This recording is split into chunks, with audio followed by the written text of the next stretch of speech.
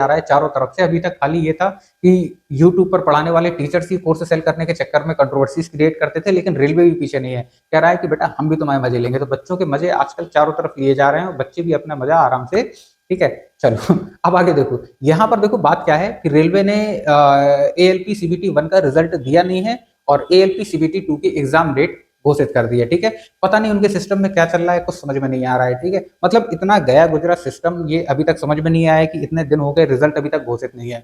आज घोषित कर रहे हैं, कल घोषित कर रहे हैं, परसों घोषित कर रहे हैं, पिछले 1-1.5 महीने से यही चलता चला आ रहा है, ठीक है। उसके बाद इन्होंने घोषित किया भी तो क्या घोषित किया, सीधा एग्जाम डेट घोषित किया। मतलब बच्चों को ये नहीं पता कि उनका सिलेक्शन हुआ कि नहीं हुआ।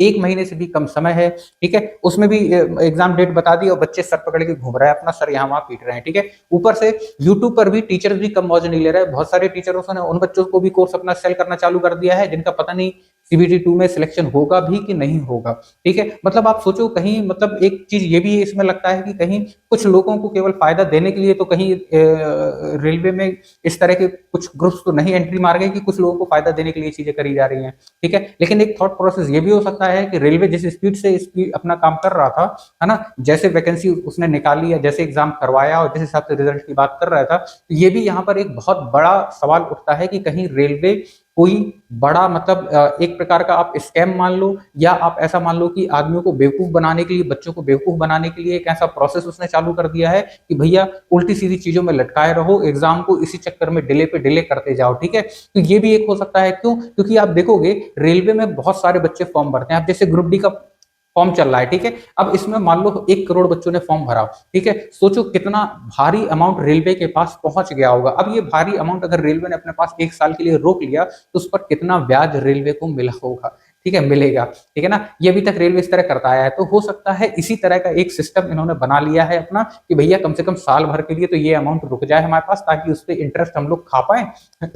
बात समझ रहे हैं? तो ये भी एक चीज हो सकती है ना। अब यहाँ पर देखो बात क्या है कि रेलवे ने क्या किया है कि CBT 2 की एग्जाम डेट घोषित कर दी है, लेकिन CBT 1 का रिजल्ट नहीं बताया है ALP वाले बच्चों के लिए। बच्चों की दिक्कत यह है कि उन्हें पता नहीं है कि उनका सिलेक्शन हुआ भी है कि नहीं हुआ है, तैयारी करें कि नहीं करें, है ना। अब देखो बच्चे, इसके लिए मैंने आपको पहले दिन बताया था, जब आपका CBT 1 का पेपर खत्म हुआ था, उस टाइम पे मैंने एक वीडियो बनाया था। मैंने आपसे कहा था कि जिन बच्चों को लगता है कि उनके 35-40 नंबर आराम से बन सकते हैं, उन्हें CBT 2 की तैयारी उसी समय से चालू कर देना था। पर ठीक है, ये मैंने आपको बताया था, है ना।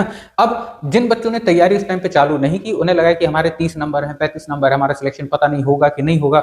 अगर मान लो आपका सिलेक्शन अब हो जाता है, तो आपको क्या लगता है कि 1 महीने से भी कम समय जो आपको मिला है, तो उसमें आप CBT 2 की तैयारी कर पाओगे? कभी नहीं कर पाओगे, है ना। और आप पता नहीं मतलब किन की बातों में आके क्या क्या चीजें करते रहते हो, कहाँ कहाँ से उल्टा सीधा कोर्स लेते रहते हो, कौन कौन सी किताबें पढ़ते रहते हो, जेन्युइन बुक्स भी नहीं लगाते हो, ठीक है ना। ऑनलाइन स्टडी के चक्कर में आपने अपना पूरा जीवन बर्बाद कर लिया है। 4 से 5 साल, 6 साल इंतजार करते रहते हो, 10-10 साल इंतजार करते रहते हो, 2-2 साल, 4-4 साल, मतलब एक छोटी सी नौकरी ग्रुप डी या NTPC जो 10+2 से होता है, उसे निकालने के लिए 2-2 साल बच्चे ले लेते हैं, 3-3 साल बच्चे ले लेते हैं, ठीक है। लेकिन अगर आप जेन्युइन तरीके से स्टडी करो, जैसे आप हाई स्कूल इंटर में पढ़ते थे, पूरा 1 साल आप कोर्स पढ़ा, उसके बाद फाइनल एग्जाम के लिए आपने एग्जाम की तैयारी की और उसके बाद पेपर दिया।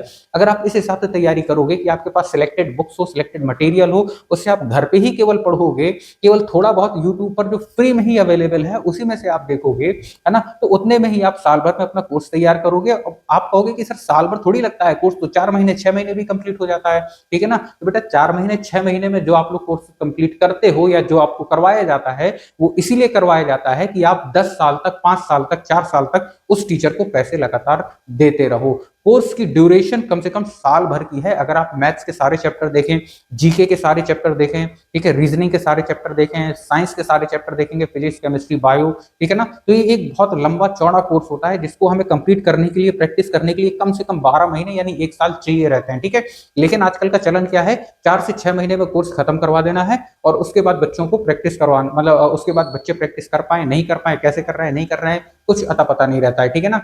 और ये चीज इसीलिए की जाती है ताकि आपका सिलेक्शन ना हो, है ना। और ये चीज कई बार बच्चों को बुरी लग जाती है कि ऐसा थोड़ी होता है कि साल भर कोर्स चल रहा है। दुनिया के टीचर तो बोलते हैं 4 से 6 महीने में कोर्स पूरा हो जाता है।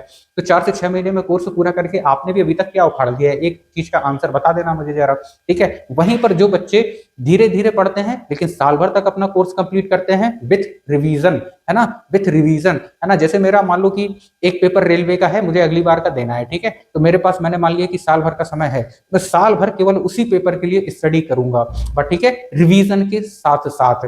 ठीक है। और जब वो पहली बार पेपर दूंगा तो उसे अपना फाइनल एग्जाम समझकर पेपर दूंगा।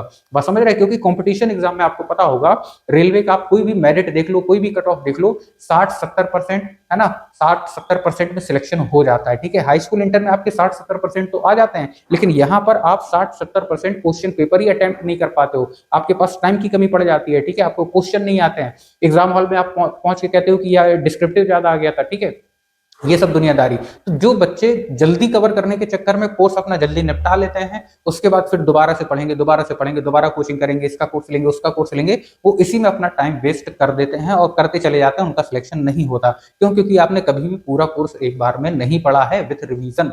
और समझे? तो सबसे पहले तो आपको, अगर मान लो अगली तैयारी कर रहे हो, तो आपको पूरा कोर्स कंप्लीट पढ़ना है, भले ही आपको साल भर लग जाए, लेकिन साल भर के बाद आपको दूसरा साल नहीं लगेगा, ये गारंटी है।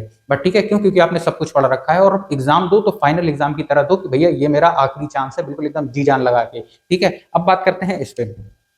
यहाँ पर आप देखोगे रेलवे ने क्या किया है, एक बहुत बढ़िया गेम खेला है। कैसा गेम?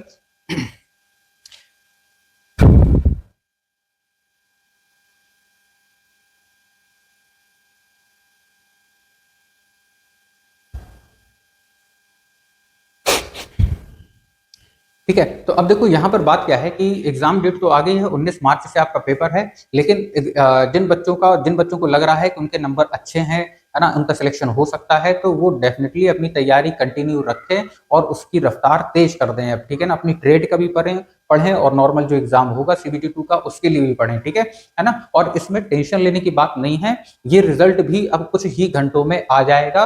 बात समझे? ज्यादा देर नहीं लगेगी, रिजल्ट कुछ घंटों में आ जाएगा। हाँ, प्रोसेस थोड़ा सा ऊपर नीचे हो गया है, तो उसमें ज्यादा घबराने की जरूरत नहीं है, टेंशन लेने की जरूरत नहीं है, उसमें कोई भी बड़ी बात नहीं रहती है। उसमें देखो, एग्जाम रेलवे कहता है कि 80 दिनों में पेपर हो जाएगा। ठीक है, अच्छा, रेलवे का पेपर जो भी रहता है या मेंस के लिए जो टाइम पीरियड दिया जाता है, जो प्री का पेपर होता है, उससे 80 से 120 दिनों के अंदर करवाना रहता है। ठीक है ना, तो अगर आप देखोगे, कैलकुलेट करोगे, तो ये जो रिजल्ट की ये जो CBT 2 की डेट दी गई है, ये इसी हिसाब से दी गई है कि 80 से 120 दिनों के अंदर आपका पेपर हो जाएगा। ठीक है, हाँ, थोड़ा सा लेट हुआ और रिजल्ट टाइम पे नहीं जारी कर पाए, लेकिन उन्होंने डेट बता दी। ठीक है, और जो लोग, ये बच्चे सोच रहे हैं कि हमारा सिलेक्शन हुआ कि नहीं हुआ, ठीक है, हम तैयारी करें कि नहीं करें, तो बेटा अगर आप इतना भी कॉन्फिडेंस नहीं है कि हमारा प्री का पेपर निकलेगा, तो आप मेंस की तैयारी कर ही क्यों रहे हो? आप वापस से प्री की तैयारी करना चालू कर दो। ठीक है ना, और प्री की और मेंस की तैयारी अलग अलग कुछ नहीं होती, दोनों की तैयारी एक ही होती है। ठीक है, थोड़ा बहुत अंतर रहता है, मेंस में आपकी ट्रेड आ जाती है, लेकिन CBT 2 का पेपर जो आपका होता है, CBT फर्स्ट का जो पेपर होता है, वो ऑलमोस्ट लगभग सिलेबस सेम रहता है, मेंस में केवल ट्रेड ऐड होती है। ठीक है, तो अगर आप अभी आपको लग रहा है कि पता नहीं होगा कि नहीं होगा, उस टाइम पे हमने किया था नहीं किया था, तो आप देख लो ना कि अगर आपको लगे कि 30 से ज्यादा नंबर बन रहे हैं, 35 तक बन रहे हैं, 40 तक बन रहे हैं, तो आप जरूर तैयारी करो। ठीक है,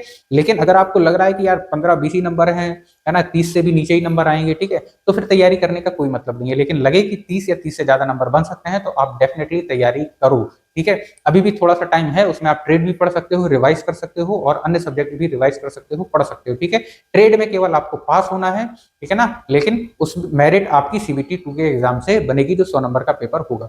बट ठीक है ना, अपनी तैयारी पर फोकस करो, बाकी ये सब यूट्यूब पर क्या चल रहा है क्या नहीं चल रहा है, जब रिजल्ट आ जाएगा आपको ऑटोमेटिक पता चल जाएगा। आप केवल वो रिजल्ट देखो, अपनी तैयारी पर फोकस करो, बाकी और किसी चीज पर फोकस नहीं करना है आपको। ठीक है, चलिए मिलते हैं, तब तक के लिए धन्यवाद।